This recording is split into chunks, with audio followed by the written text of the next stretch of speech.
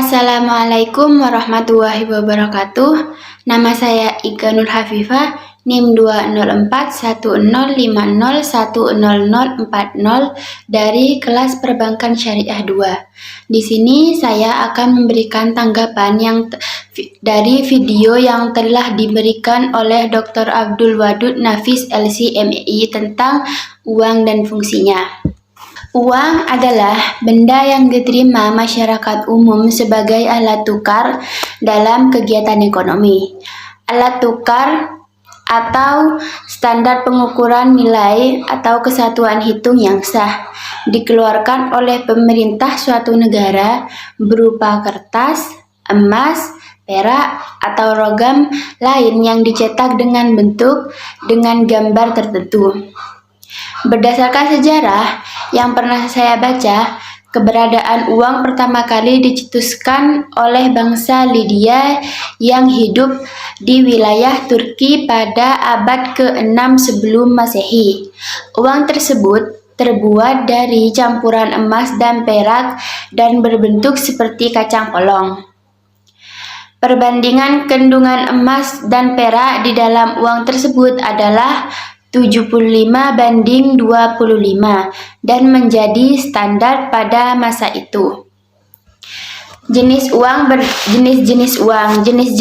berdasarkan bahan pembuatannya dibagi menjadi dua, uang logam dan uang kertas. Uang logam jenis ini dibuat dari bahan logam, emas atau perak.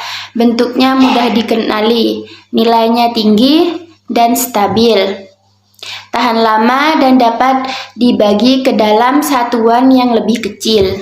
Uang kertas. Jenis uang ini yang terbuat dari kertas dengan standarisasi baku. Yang kedua yaitu jenis uang berdasarkan lembaga yang mengeluarkan, yaitu ada dua, yaitu uang kartal dan uang giral. Uang kartal ini adalah sebagai alat pembayaran yang sah dan digunakan dalam transaksi sehari-hari seperti uang koin, uang logam, dan uang kertas. Uang giral ini adalah uang yang berupa simpanan atau deposito yang dapat diambil atau ditarik sesuai kebutuhan, seperti misalnya cek, biliar giro, ATM, dan lain sebagainya. Yang ketiga yaitu jenis-jenis uang berdasarkan nilainya dapat dibagi menjadi dua, yaitu uang penuh dan uang tanda. Uang penuh ini uang yang memiliki nilai bahan dan nilai nominal yang sama. Nominal uang yang tertera sama dengan nilai bahan dan proses pembuatannya. Sedangkan uang tanda ini uang yang nilainya, bahan, dan nominalnya berbeda. Yang berikutnya adalah fungsi-fungsi uang. Fungsi uang dapat dibagi menjadi dua, yaitu fungsi asli dan fungsi turunan.